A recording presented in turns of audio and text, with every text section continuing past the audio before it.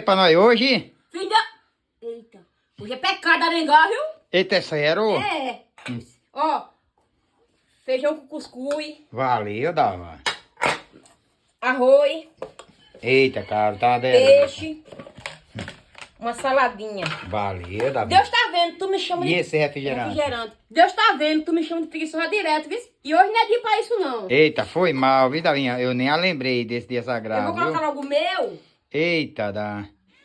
Mas, É melhor rapaz... do que eu me estressar.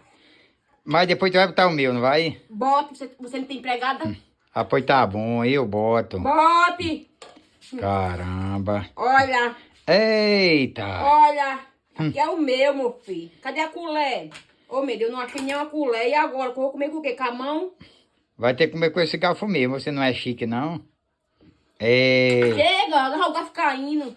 agora sim. Tu não tá com fome, não, não?